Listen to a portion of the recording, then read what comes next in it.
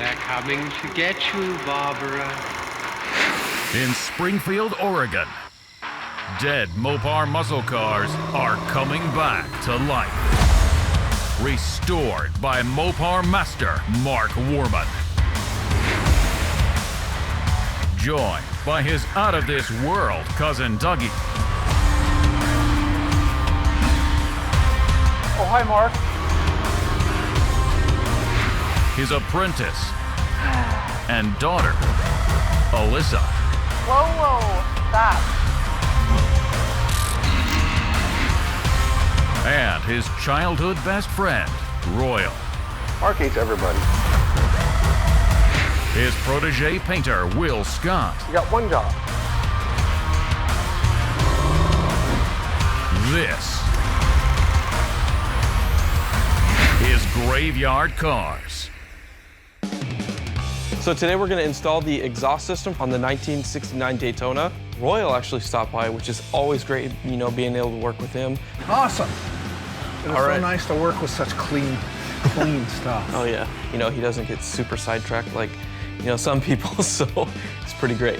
All right, so you want to get one side, I'll get the other. We got to kind of maneuver it in between the torsion bars. And one of the things I love about the new systems that we're using, the ECS, is their attention to detail. You see that it has all the right crush zones in it, all the right saddle markings from being in the mandrel bender as it gets formed and shaped. It's made of the original material.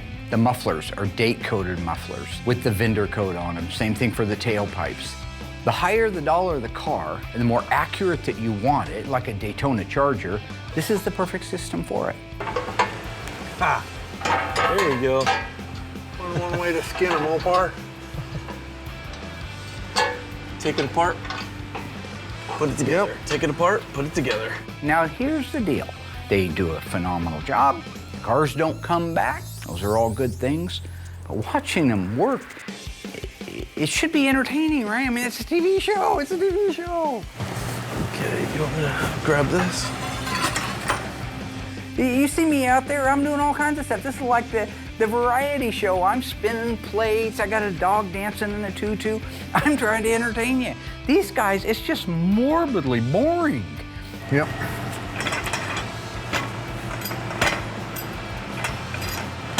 Whoops.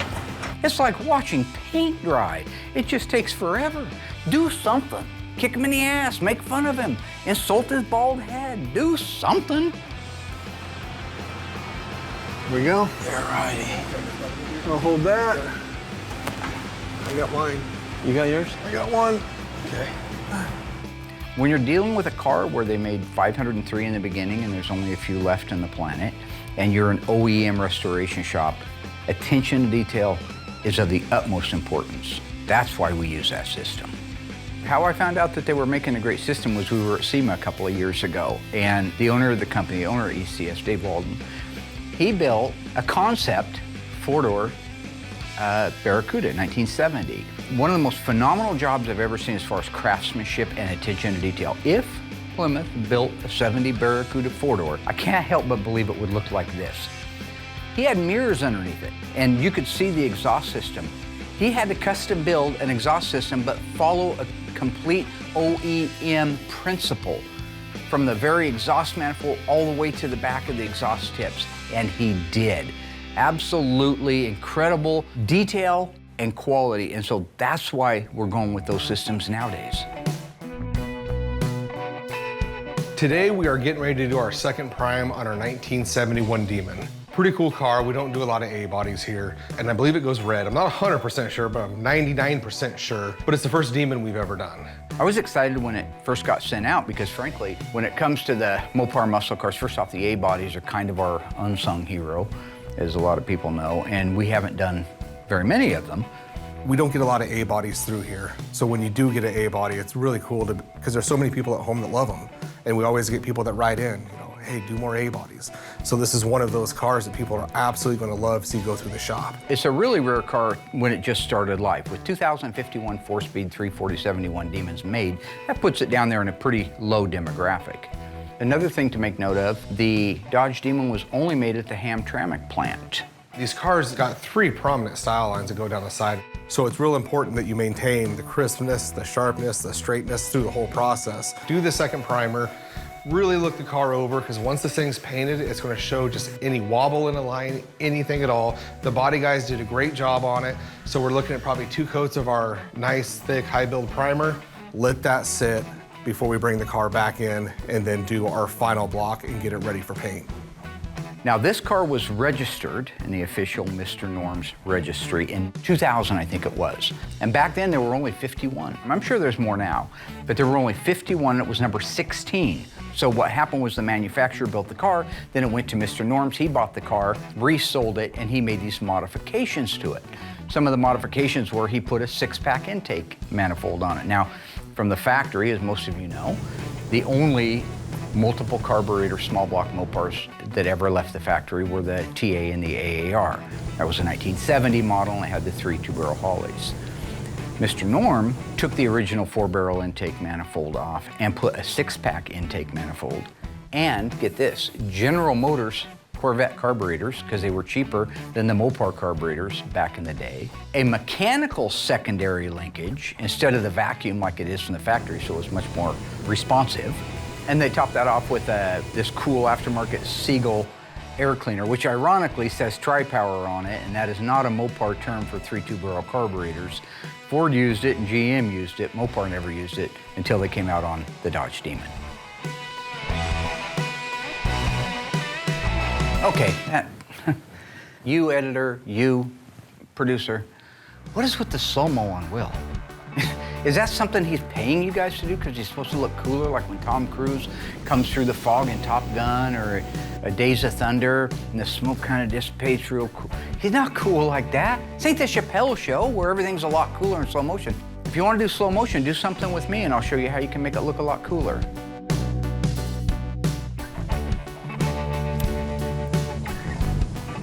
I honestly have not seen another muscle car come through here with the documentation this car has. And when it's sold at Mr. Norm's and you have the original window sticker from Dodge, the original window sticker from Mr. Norm's, the broadcast sheet, the key tag numbers, every piece of documentation that car had, right down to how much money they put down on it when they bought it, is in the file. That makes this a thoroughbred 1971 Demon 340 Mr. Norm's 6-pack 4-speed car.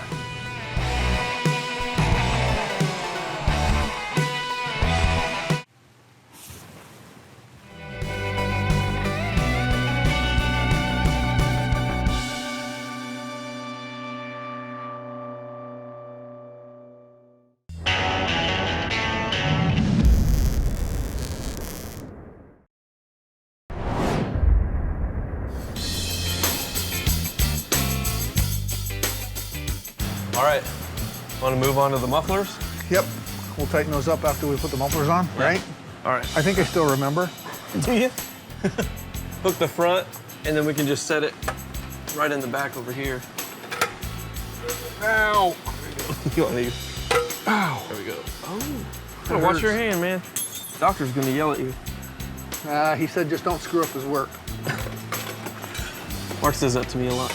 Don't mess up his work? Yeah. As Royal and I are putting in the exhaust in the car, Mark actually walks in, and I just think, oh, here we go. More drama. I'm looking for the cue ball. Cue ball. Looking for my #1 bowling ball, chromium downside. Rolo's back. Rolo is Thanks, back. buddy. You know, he points out the exhaust, and, you know, he thought it looked great and beautiful. God, that's a nice system. And then he started with the story saying Royal ratted him out to the police. I was just telling Dougie about the time you ratted me out to the cops. What? Yeah. Ratted you? I never ratted you out, buddy. That, sir, is absurd. What I is just he said it was some guy had a motorcycle on 14th Street. doing? What? And I'm like, oh, whoa. I didn't know if this was like some fabricated story that he came up with. Oh, we were up riding the Bull Taco, wasn't it? This is how it went down. It's about 1976. I've got a Bull Taco 125 Persang. I was 14 years old, I wasn't old enough to drive legally on the street, so I'd hop the alleys all the way down to 5th Street and then 5th down to the old mill, and then up the hill I'd ride. Well, Bultaco 125 Persing is about the loudest bike on the planet. So you don't get the luxury of doing that. I wanted to go riding with Royal. I said, meet me at the top of South 4th Street.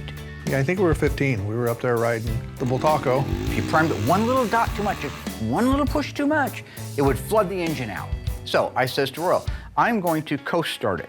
You get coasting down South 4th, it's a steep hill, so you got plenty of momentum. You come down on that seat, at the same time you pop that clutch. It's like popping a clutch in a car, right? Right before I make the final turnaround in the road to come back up, I see a cop. I see the cop, I make a split decision, up the hill. Cop started coming up the road, so he goes, Royal, don't say anything, I'll be back. I'll meet up with you later. After about an hour, I decide that it's gotta be safe to come back. So I says, man, what the heat want, man? What the fuzz want? So I started walking down the hill, and cop stopped me and says, hey, what's your buddy? I said, he's not my buddy. I don't know him, he just had a motorcycle for sale. All I did is tell him that he lived on 14th Street somewhere. No, that was the reason I ran. How do you pick a guy out of three-mile long stretch of road? He didn't tell my last name, of course. Although you can't miss his. First name and last name, what else you tell him? Your phone number? Yeah. So the cop just took my name, that was it, left. Did you happen to get a chance to give him my address? Yeah, he wanted to know where it was, 640 North 14th Street. Did they ever show up on your front door? Yes, they called my house. No, they didn't. My mother got a phone call from the Springfield Police Department reciting that I ran from them. I didn't give him anybody's You phone rat number. fink. You gave me my phone number. You gave me my social security number. How would I get his first social security number? As you were, gentlemen. As you remember it. Yeah, as I remember it, is based in fact and history. Turns out there's some truth to it, but you know, you can never really get the true story. I'll have to talk to Royal later. I never ratted him out to the cops. Okay, well, you enjoy yourselves. Have fun putting that system on. You're doing a great job. You rat. He ran from the police. I talked to him. I had to stand there and make up a story on the fly. I'm not as full of crap as Mark is. I can't think that fast. I'm gonna have to side with Royal on this one. He seems like a pretty reliable guy. Oh, this is going really quick. Oh yeah, I love these systems. There's such awkwardness and dead silence whenever Royal's involved in something, or Dougie, or Justin, or anybody but me. And Grammy prints all over it. Like I said before, the mama jokes, you know, come up with a few of those. If you don't have those, do some knock-knock jokes. Hey, Jimmy Gum, you're knock-knock. You're Clarice, don't you know that? You're knocking on my door. She comes in, she sees a butterfly and starts popping off caps at people. Next thing you know, Jimmy Gum dead in the basement. And what is the question again now? So Royal and I got the exhaust in the car. I can't get that right there. It went pretty smooth. We had a couple hiccups here and there. How come everything I do is difficult? Yours goes right in. There we go. Going? Yeah. Yeah, you're in there. You know, it's always nice having two people work on these H-pipe systems, just because you got to maneuver it in there. With this being done, I can actually move on to interior stuff, which I'm really excited about. I got the Phoenix Cuda brought over to me. Wasn't quite right, so I kicked it back to the mudroom, gave it to Austin just to do like the fine detail work, some stuff that he had missed. He's still kind of new, and you know, we're working through that together. Great guy though. So while he's fine tuning it, double checking everything, at that point, we can start getting color going. So we take the doors off, hood, deck lid, fenders, all the parts and pieces off the car, get them into the booth, and get them all sprayed blue. And then all the parts and pieces will be ready to go back on the car in a couple days. So when it came to Wendell's car and the B5, I just mixed up B5, the same B5 that I've always mixed up, and actually did some of the jam work on it. Before I realized when Mark came to me and said, holy crap, in 1971, B5 is completely different. So the B5 blue in 1970 is different than the B5 blue in 1971. When they're side by side, it's actually quite a bit different. So the most common B5 blue is the 1970 version. while a 1971 B5 Blue is very similar, but it's definitely lighter. So it's kind of cool to have this run of B5s I've done for years all be one color, and then find out that on Wendell's Cuda, it goes a B5, but it's a lighter version, which you would never know, and thank God Mark caught it early on. Otherwise, this car would have been painted darker, just like the rest of them. But I do prefer Wendell's color just because I haven't done it yet. So anytime you do a new color, it's exciting, it's fun, and it is a very, very nice blue.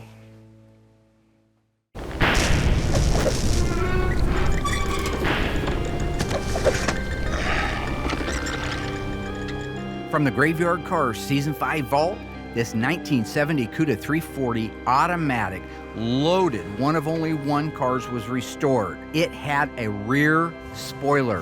What is the sales code for that rear spoiler? Is it J68, J54, J81? If you watch the episode or Graveyard Carz at all, you should know the answer. Stay tuned after the break and I'll let you know how you did.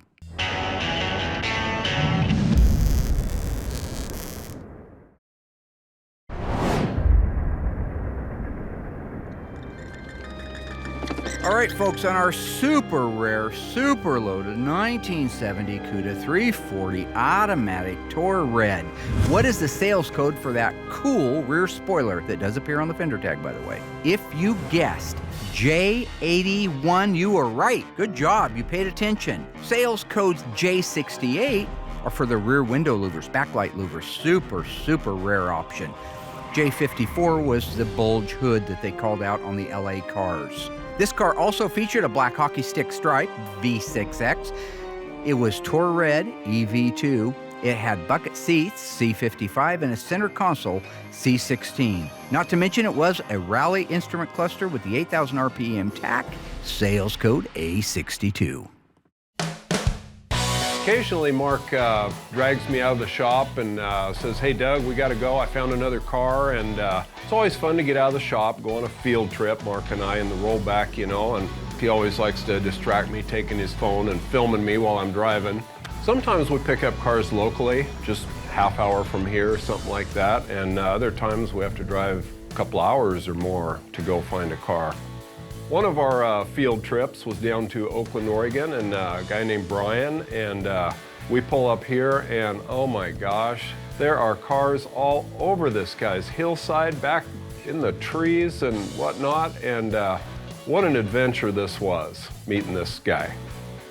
It used to be I would cruise around all the back roads when I was growing up and looking for old Mopars. That's how I found my 70 Charger.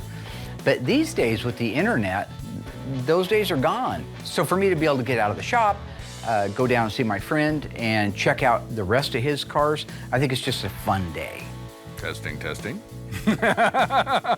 My name is Brian Renfro. I'm selling a 1969 Charger RT 444-speed track pack car to Mark today. So I've been trying to buy this little 69 Charger RT from the first time I saw it. A friend of mine down in Oakland, Oregon had that car. He's got a bunch of cars, but this was the one I really have been hounding him to sell me. I did buy the car from a friend a number of years ago and did a bunch of work to it, drove it for a little while, had a good time with it, and then one thing led to another and I had to basically park everything, so it's been sitting for a number of years. So one thing about Brian is he's got quite a few acres in a very hard to find area. You got the tag in the house, right? Yes, sir, yeah. I do. I got a picture of it. All right.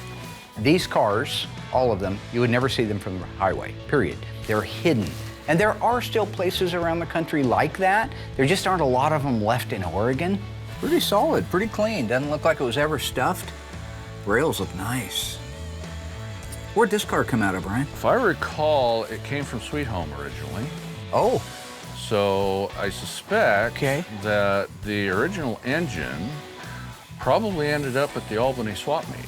So this little Charger is a real-life XS29L car. That means that it's an RT and that it's a 440 Magnum. It's a D21, which is the call-out for the 4-speed.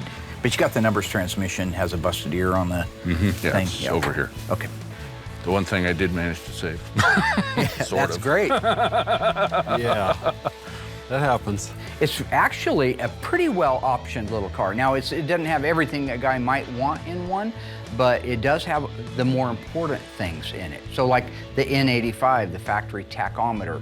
Is this a factory N85 car? I can't remember. I don't. I think so. Is it a tack car? Oh, good. It is a tack car, yes. Is it an AM FM? No. Somebody added an AM FM radio to the car. It's a factory AM FM, but it's not the one that started life in that car. The car is coded for an R11, which is an AM only radio. So I'll put one of those back in it, and I'll have that in inventory for somebody who does have that option. Where's the shifter? I've sold him a few Challengers. I sold him a police car at one point, a 1970 Fury 440 police car. If I recall, it belonged to Lane County Sheriff's Department. I like that. Headliner's decent. It has the L31 turn signal indicators. It is a bucket seat car. That's really cool. Hey, Mark, there's the shifter. I had to make it fit. Well, this doesn't look very factory to me. No, it's not. Oh. Which is why I had to make it fit. Yeah, I like it though. Oh, that looks familiar. Yeah. It was never quite in the right spot because you would bust your knuckles on the dash Yep. when you shifted it hard. Yep. Oh yeah, that's the way they were. Pistol grips were even worse. Uh-huh. Get all your knuckles, Hand huh? it to this guy in the back, and he would shift it into third gear for you. Uh-huh, yeah. Yeah. This is an A33 car, so it uses the 354 Dana behind the 4-speed. You either got the A33 or the A34 behind a 444 speed in that year car anyway. Got a little bit of rust right here. Depends how it is when it comes out of the dipper. You know, sometimes you can just put a small piece in right here. Sometimes you got to put the quarter on. The AMD quarters are good if you put them on all the way up and you pre-fit everything like you're supposed to. Rear body panel has a little crusties in it. That's okay. These factory welds up here, Mark? Yeah, I think so. There's two things on that car that are disappointing to me. The original engine's gone. It's not the end of the world, but it does affect the end value of these cars. The other thing is it's not coded for a stripe. It's actually stripe delete. So that means it didn't get the cool Bumblebee stripe that it could have got. Instead, it has the badges that call out RT on each quarter panel. I don't know if you remember Dan Perkins or not, but Yeah. I got this from him. Oh, Yeah. I bought that 70 Charger from him. Yeah. That burnt orange black top car. Yeah. Well, we got some more Mopars to look at, I guess. Sure. All right.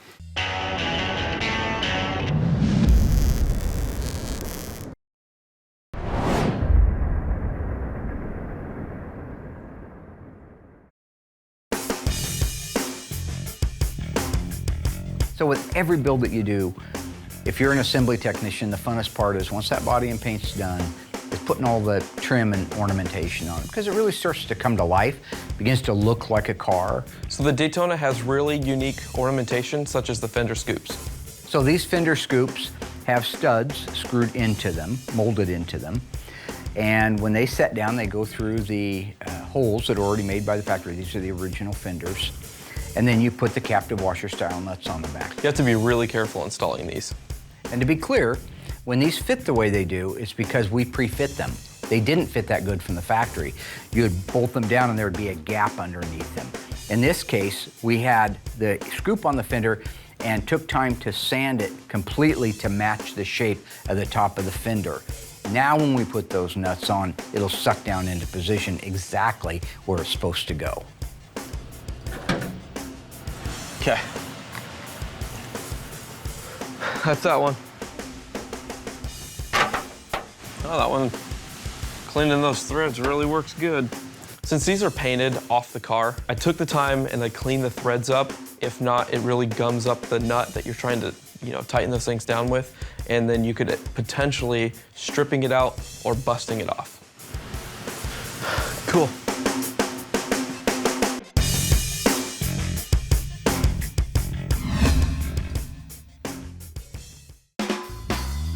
Well, let's go take a look at this glorious collection. 72 Challenger. 72 Challenger Rally. Rally 340 automatic numbers matching. For least the most the part, engine. yes, the engine is. This is cool. It's an original FY1 top banana yellow, black top, black interior, 340, numbers matching except for the transmission on it, but not necessarily at the top of my pecking order. But for somebody out there that was looking for a 72 Challenger Rally, I think this would make a really good one for them.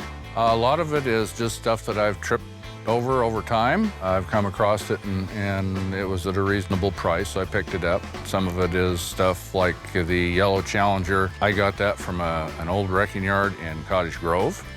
It was sitting way out in the back, buried in the brush. And so I pulled it out of the brush, myself and a friend of mine, we loaded it on his trailer, and it ended up getting a bunch of body work done to it. If I recall, it had a manual shift valve body, which I had to fix a little bit so it wouldn't do that anymore.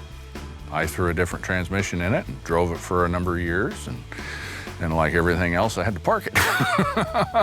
Take a look under the hood there. Here we go. Got it. Got it. Beautiful. Nice. Boy, that looks pretty darn original. You drove this car for years. I did. I saw it all over Springfield when I was younger. Wow. When we were younger. It needed some different shocks on the front of it, but this thing handled pretty darn good. The Challenger, as far as driving, was actually my favorite car. It handled really well, considering the size of it. It did real good. The Charger was fun if you wanted to point it in a straight line and spin the tires. It was good for that. Which one would be the favorite? That would be the Challenger. I drove that a lot of miles, and it was really comfortable. I've known Brian for probably 20 or 25 years. He used to work at a shop out here in Springfield. That's where I first met him. Always been a Mopar guy. This is actually where I've showed you the hood that came off of a 70 Challenger, a flat hood that was purple and slight damage in the front. That was the one I got from Brian that he got from Butch when Butch passed away. He went down and gosh. Butch held on to the hood from 1978 when I helped him put the hood on the car. Everybody knows that I bought my Dodge Charger from Butch Peterson. I was 16 years old and he needed help. And I loved hanging out with him and hanging out on cars, so I was kind of his little helper. And one of the first things that I did was to install a used K-member in a 1970 Dodge Challenger 318. Also, the hood was stuffed on it. And at the time he had found, this was a plumb crazy car, he found a perfect flat FC7 hood that we could just bolt on there and not have to do any paint work to. Well, when I went up to Brian's right after my friend Butch passed away, and I was talking to Brian, he said that he bought out a lot of stuff that was at Butch's house. Right there in this pile of rubbish was the hood I unbolted off the 1970 Challenger when I was 16 years old. The first official hood I ever took off of a car. So I asked him if I could have it for old time's sake, and he let me have it. So I still have that hood out back. The car that jumped out at me is the 71 Fury, four-door, white, 318, and I have bought some cars from him over the years. I bought a 70 Fury police car. It was a real PK car. Is it a PK car or? No, oh, it's a 318 car. It's not a police car issue, which with the first two letters of the vehicle identification number would be PK. Oddly enough, PK is the police edition, so. You know, it's always fun for me to be able to take somebody like Brian, who's got a heart of gold, everybody loves Brian, and then throw him in front of a camera because they don't really want to be in front of the camera. They're doing me a solid. yes. Oddly enough, the police car that I sold you, Yeah. this came into the tow yard a friend of mine worked at 2 months later. Wooden Scots was it? It's funny because we all have tics, right? Me, I can't stop bragging. I guess that's a tic. Dougie, he dummies up and just starts repeating himself over and over again. I have a lot of nervous tics. I don't know that dummying up is all of them. Brian's a nervous laugher. I love you, Brian, but it's just some nervous laughing, man. This would be a good car to build into a tribute car. It's solid, it's all original, it's in good shape, it has everything on it that it started life with, so to convert that to look like a squad car would not be that difficult.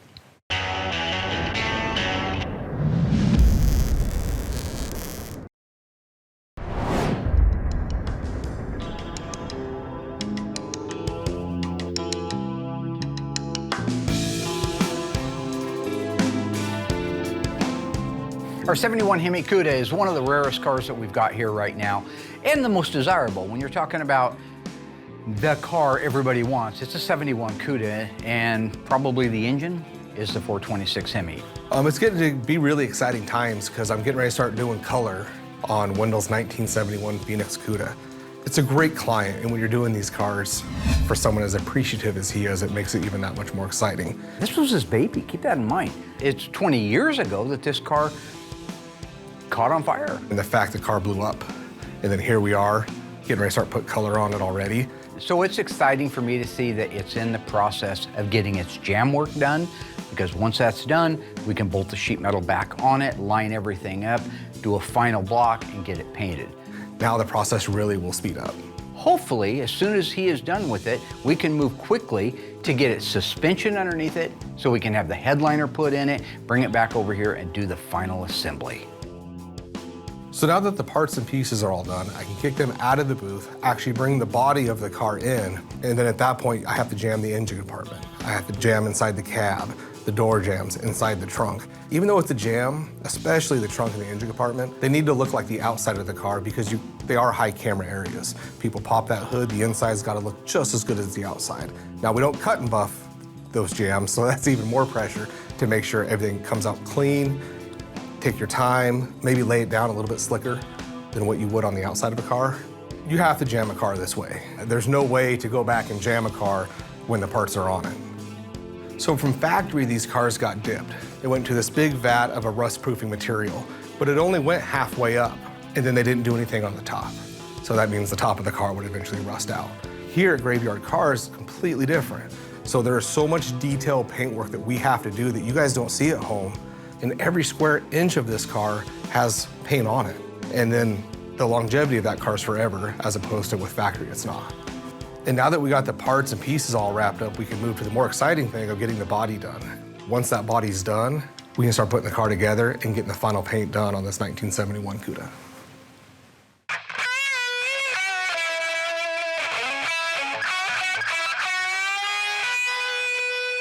Since the Daytona actually has the add-on with the nose cone, it doesn't have the latch. It's got no vertical support for the latch. So the only thing that keeps this hood down is the hood pins. So they actually have to be down enough to keep the hood in line with the fenders and the nose cone to keep it down.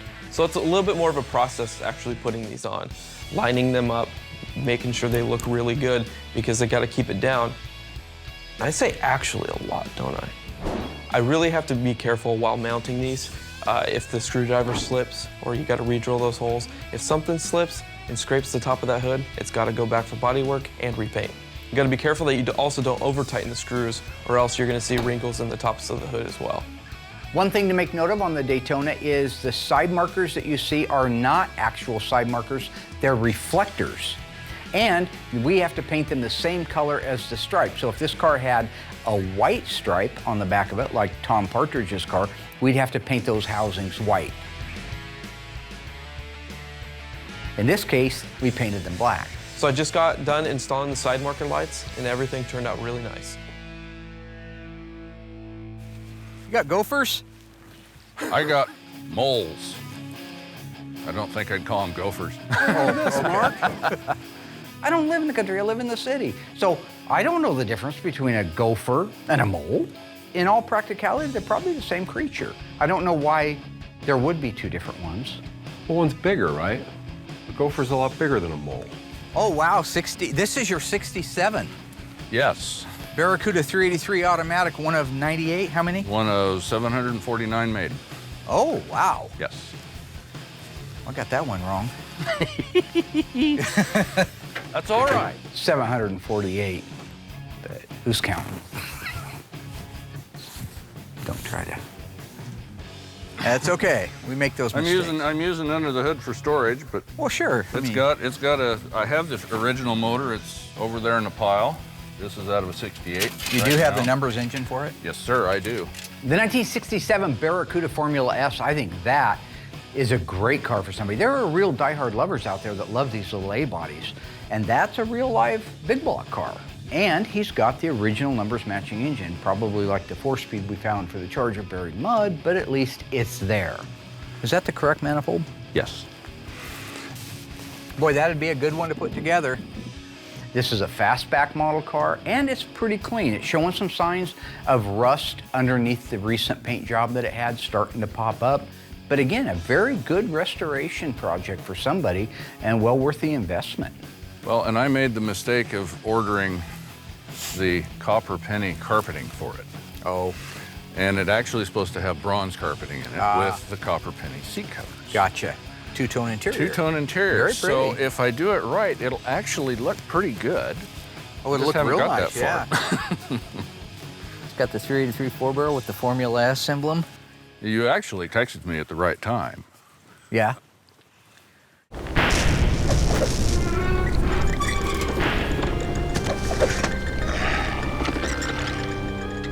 Back in season 5, we restored this beautiful, one of only one, Tor Red 1970 Cuda.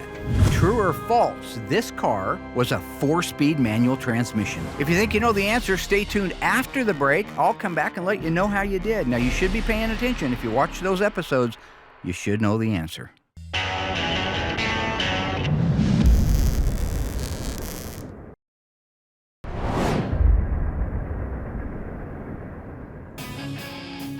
You actually called or texted me at the right time.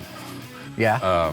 That wagon that's sitting up front is the 69 Ambassador wagon that my parents bought brand new. No way. Yeah. That's cool because that was his parents' car and he bought that at Grant AMC. The one that my parents own is the wagon. It's a 1969 AMC Ambassador wagon. There's not very many left as far as I can tell, and they bought that brand new at Grant AMC in Eugene. So when I hear names like Grant AMC, it takes me back to the 70s right now. I am working to restore that and get it so that I can at least drive it again. I believe it has all of 116,000 miles on it. It's a clean old car. So anybody out there in TV land that likes those AMC Ambassador wagons, that might be a good one for you. 344 speed Tor Red, huh? Mm-hmm. Yeah. So some of the cars that I think are still worthy of salvaging, one is a car I've known about for many, many years. It's a 1970 Duster. The one thing that I do know is a friend of mine, he said that he had the original motor for it. Yeah. It had an accident, it had a crack down the middle of it. Oh. Yeah. Let's see into that motor. It was garbage. The factory 340 4-speed car. Now this car belonged to a couple of brothers when I first started my shop in 1985. It's had lots of modifications to it. The original engine isn't in it anymore. It also was harpooned in the side and had a bunch of mud work done to the left quarter. Still a good, valuable car for an A-body lover.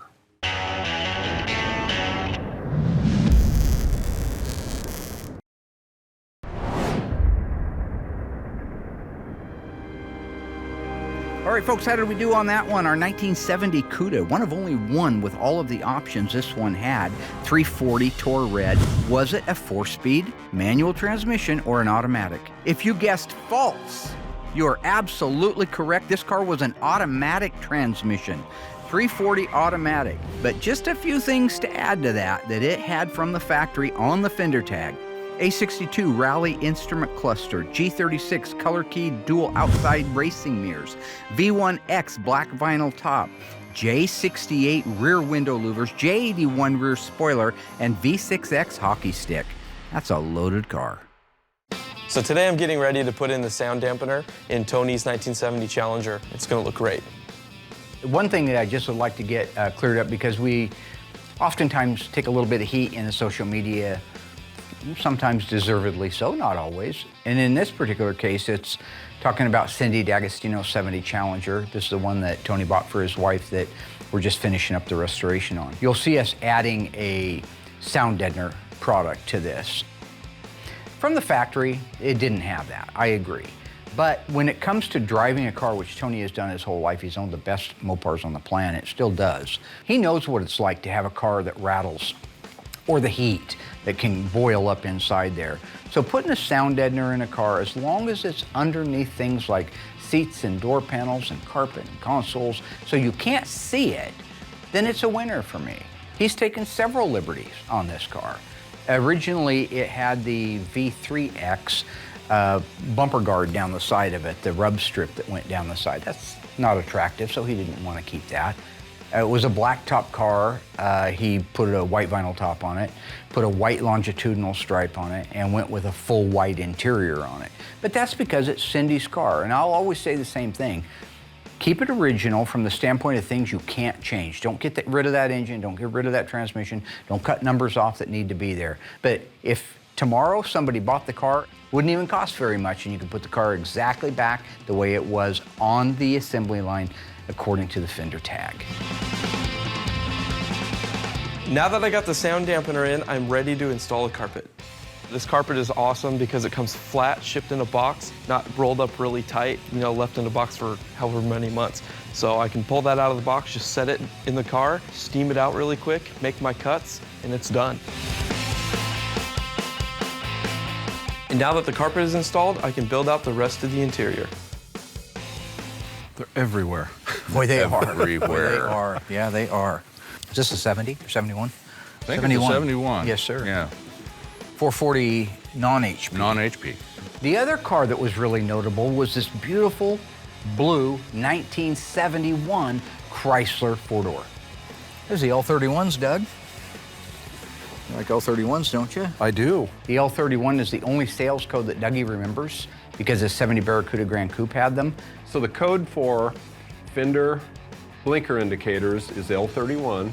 That's a neat looking indicator. Uh-huh. You see how low profile that is? Yeah.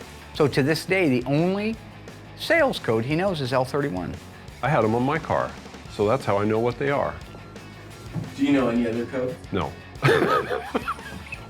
It would be interesting. Look at the transmission hump inside. Is it flat? Oh, yeah. It's got your favorite little cassette player on it. Yeah. Yeah? You buy the car just for that. I would. I love the seats. That's cool. Look at that. Yeah. Car. It's a nice old car. This would make Alyssa a great driver. This would be an incredible driver for somebody who didn't have to have a muscle car, but wanted to cruise in the 70s in style. Got the cool interior. Dual armrest. That is so I cool. don't think I've seen an interior like that. No, I haven't either. No, you got to get into the Chryslers to get this type of material. The interior on this car is amazing. It's actually in really good shape. It's a velour, it looks like, type of insert with a really unique pattern to it. It's blue like the outside of the car. It's loaded with really neat options. It's got power windows, telescoping and tilt steering wheel, which is a really cool option. Makes it very, very comfortable. And it's the R36 AM/FM cassette player from the factory. Okay. A real freeway cruiser. That trailer hitch. Oh, that's a Vintage trailer good one. hitch. That'll pull our trailer. At the end of the day, it was a fantastic trip. I got to see some really cool cars, some I've seen before, some I haven't. The Charger that I sold him, when he contacted me, I went out and looked at the car and had decided it was time to send it to a good home. The amount of rust and various things in it were starting to get worse, and I knew that if I didn't get rid of it pretty quick and send it to a good home, then there wouldn't be anything left to fix. I know he'll do a good job fixing it up, and I told him, I said, when you get it done, I want to ride.